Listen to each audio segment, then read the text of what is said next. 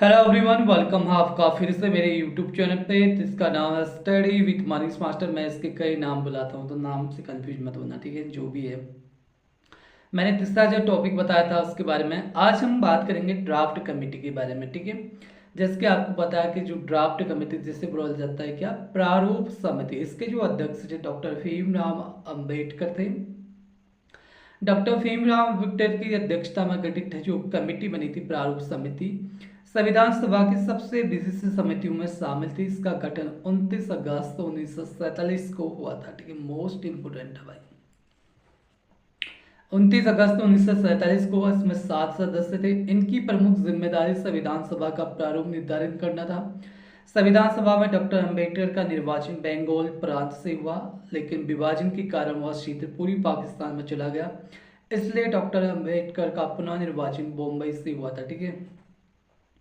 प्रारूप समिति के सदस्य यानी कि मेंबर और ड्राफ्टिंग कमेटी में कौन कौन से, डॉक्टर भीमराव अंबेडकर जो थे आपकी कमेटी के जो अध्यक्ष थे, एन गोपाल स्वामी अयंगर इसमें दूसरे सदस्य दूसरे हो गए, अल्लादी कृष्णा स्वामी अय्यर हो गए आपके, डॉक्टर के एम मुंशी हो गए, सैयद मोहम्मद सादुल्ला हो गए, एन माधव राव हो गए, टीटी कृष्णाचारी हो गए, ठीक है। इनमें संविधान सभा की ड्राफ्ट कमेटी इनमें से कौन से एक मुस्लिम सदस्य थे, इस तरह से सैयद मोहम्मद सादुल्ला, याद रखना इनका नाम।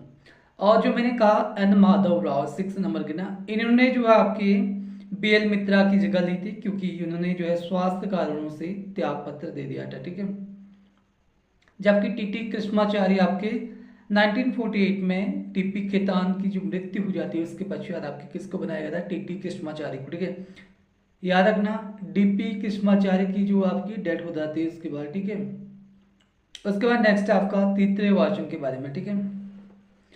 तृतीय वाचन के दौरान ही डॉक्टर अंबेडकर द्वारा प्रस्तुत the constitutional as told by the assembly we passed प्रस्ताव पारित किया गया।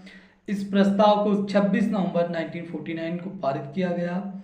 26 नवंबर 1949 को अपनाए गए संविधान में प्रस्तावना 395 अनुच्छेद 22 भाग और 8 अनुसूचियां थी। प्रस्तावना को पूर्ण संविधान लागू होने यानी कि 26 जनवरी 1950 के पश्चात लागू किया गया। भारत के संविधान के पिता आधुनिक मानव की संज्ञा दी गई है डॉक्टर भीमराव अंबेडकर को, भाई काफी फेमस है ये, ठीक है। तो याद रखना, तृतीय वाचन के दौरान डॉक्टर अंबेडकर द्वारा जो है प्रस्तुत किया गया था the constitutional as told by the assembly we passed प्रस्ताव पारित किया गया था। इस प्रस्ताव को 26 नवंबर 1949 को पारित किया गया। 26 नवंबर 1949 को अपनाए गए संविधान में प्रस्तावना थी 395 आपके अनुच्छेद थे, 22 भाग थे, और जो आपके अनुसूचियां थी वो आपकी 8 शेड्यूल थे आपके 8। प्रस्तावना को पूर्ण संविधान लागू होने यानी कि 26 जनवरी 1950 के पश्चात लागू किया गया था। प्रस्तावना को कब लागू किया गया था, 26 जनवरी 1950, ठीक है, के पश्चात लागू किया गया था, संविधान लागू होने के पश्चात। और इसके बाद जो कुछ महिलाएं थी, इसकी 15 महिलाएं थी भाई। अब जैसे मैंने तृतीय वाचन बोला था, इससे पहले तृतीय वाचन के दौरान डॉक्टर अंबेडकर द्वारा प्रस्तुत किया गया था the constitutional as told by the assembly be passed प्रस्ताव, ठीक है। इसके बारे में पढ़ेंगे भी हम। तो मैंने कहा कि संविधान सभा में 15 सदस्य थे, जिसमें आपकी महिलाओं की संख्या कितनी हो जाएगी आपकी, तो इनको तो गिनना पड़ेगा, मेरे को भी इतना पता नहीं है। सॉरी, महिलाएं थी 15, ठीक है। महिलाएं कौन कौन सी थी आपकी, मैं बताता हूँ आपको। अम्मू स्वामीनाथन, साउथ इंडियन की पहली जो आपकी महिला थी वो थी आपकी अम्मू स्वामीनाथन, ठीक है। ये आपकी क्या थी, इंडियन कॉन्स्टिट्यूशन में एक सदस्य थी, महिला सदस्य। तो याद रखना इनको। दूसरी सदस्य थी दक्षियानी वेलायुधन। तीसरी थी बेगम एजाज रसूल। दुर्गाबाई देशमुख चौथी। Hansa Mehta most important. कमला चौधरी, लीला रॉय, मालती चौधरी, पूर्णिमा बनर्जी, राजकुमारी अमृत कौर मोस्ट इम्पोर्टेंट है, रेणुका रॉय, सरोजनी नायडू मोस्ट इम्पोर्टेंट, सुचिता कृपलानी मोस्ट इम्पोर्टेंट है, विजय लक्ष्मी पंडित मोस्ट इम्पोर्टेंट है, और एनी मस्करेनी, ठीक है। एनी मस्करेनी इनका नाम याद रखना, क्योंकि ये आपकी क्या थी, एक ब्रिटिश जो सॉरी ब्रिटिश नहीं, एंग्लो इंडियन सदस्य थी, ठीक है। हेलो एवरीवन, वेलकम आपका मेरे यूट्यूब चैनल पर जिसका नाम है मनीष मास्टर। तो आज हम पढ़ने वाले हैं आपके दूसरा टॉपिक, ठीक है। करसों हमने पहले हमने इससे पहले जो है आपका टॉपिक पढ़ा था। उसके बाद नेक्स्ट आता है आपका, ठीक है। सबसे पहले हम इसमें पढ़ेंगे समाजवादी। समाजवादी क्या होता है, इसे बोला जाता है इंग्लिश में सोशलिस्ट, ठीक है। समाजवाद एक विचारधारा है जिसमें समानता के लगभग आपके प्रत्येक आयाम क्या होते हैं, परिलक्षित होते हैं, चाहे वह संपत्ति या फिर संसाधनों की समानता से हो संबंधित हो, या फिर समाज में प्राप्त प्रतिष्ठा अवसर की समानता से हो। भारतीय समाजवाद आपके लोकतांत्रिक समाजवाद के सन्निकट है, तो यानी कि उसके नजदीक है, ठीक है। लोकतांत्रिक समाजवाद की बात करें तो नेहरू जी की विचारधारा से संबंधित है। इसमें आपकी मिश्रित अर्थव्यवस्था जिसमें सार्वजनिक और निजी क्षेत्र की अस्तित्व के साथ लक्षण मौजूद होते हैं। अब बात करते हैं भारतीय जो समाजवाद है उसके जो प्रमुख आपके तत्व हैं, यानी कि जो निम्नलिखित तत्व हैं वो क्या क्या है। पहला है आपका सार्वजनिक क्षेत्र और निजी क्षेत्र का अस्तित्व में, जिसमें सार्वजनिक क्षेत्र को वरीयता प्राप्त होती है। दूसरा आपका आय और जीवन स्तर की असमानता है, जिसमें गरीबी बीमारी को कम करना होता है। तीसरा आपका संपत्ति के जो केंद्रीकरण है की प्रवृत्ति को रोकना होता है। चौथा आपका मजदूरों एवं वंचित वर्गों की जो आपके कल्याण करना होता है, ठीक है। अब बात करें जैसे योजना आयोग को आपने पढ़ा होगा जो 1950 में बनी थी। ये आपका नीति आयोग का क्या था, आपका पूर्ववर्ती नाम था। ये आप क्या बन चुका है, नीति आयोग।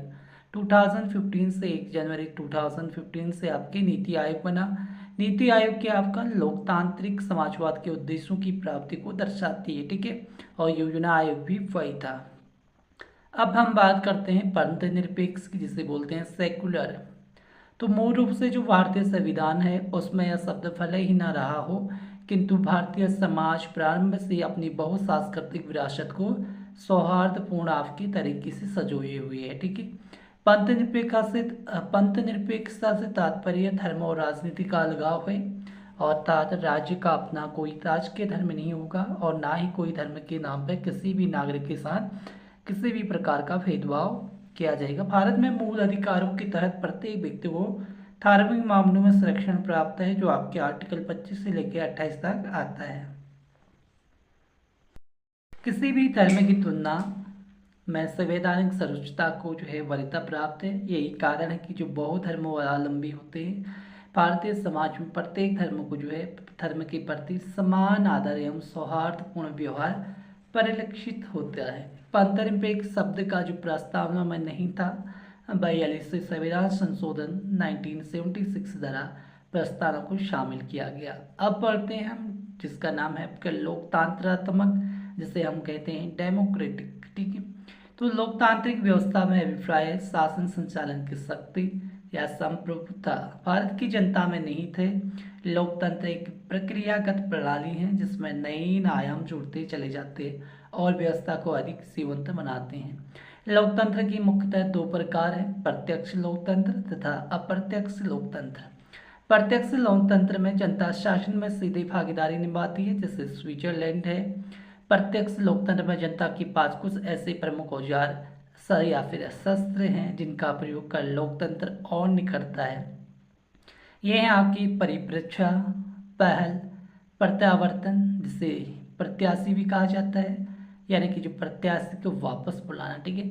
जनमत संग्रह, ये आपकी क्या है, आपकी जन का प्रयोग लोकतंत्र और निखरता है, यानी कि प्रमुख आपके औजार है, ठीक है। भारतीय संविधान द्वारा संसदीय लोकतंत्र की अपनाया गया है, जिसमें कार्यकारिणी अर्थात मंत्रिपरिषद अपने समस्त कार्यों के लिए विधायिका के प्रति उत्तरदायी और जवाबदेही होती है। संविधान की प्रस्तावना में लिखित लोकतांत्रिक शब्द में न केवल राजनीतिक लोकतंत्र शामिल है बल्कि सामाजिक और आर्थिक लोकतंत्र को भी शामिल किया गया है। डॉक्टर अंबेडकर ने संविधान सभा में दिए भाषण में कहा था कि राजनीतिक लोकतंत्र तब तक स्थायी नहीं बन सकता जब तक कि इसके मूल में सामाजिक लोकतंत्र ना हो। अब बात करते हैं गणराज्य की, जिसे बोलते हैं रिपब्लिक। एक गणतंत्र तथा गणराज्य में राज्य का प्रमुख परोक्ष रूप से परोक्ष मीन्स अप्रत्यक्ष रूप से लोगों द्वारा निर्वाचित व्यक्ति होता है। भारत का राष्ट्रपति लोगों द्वारा परोक्ष रूप से चुना जाता है तथा मंत्रिपरिषद की सहायता से देश के शासन को संचालित करता है। दूसरे शब्दों में गणराज्य में राजनीतिक संप्रभुता राज्य की बजाय देश की जनता में निहित होती है। अब बात करते हैं न्याय की, जिसे बोलते हैं जस्टिस। तो न्याय के अंतर्गत सामाजिक, आर्थिक और राजनीतिक न्याय शामिल है। ये तत्व आपकी रूसी क्रांति से प्रेरित है। प्रत्येक पक्ष में न्याय का तात्पर्य सभी के साथ समान व्यवहार से है, किसी वर्ग के विशेषाधिकारों का उल्लंघन ना हो, ताकि शांतिपूर्ण और समृद्ध राष्ट्र की रचना हो सके। अब बात करते हैं स्वतंत्रता की, जैसे बोलते हैं लिबर्टी।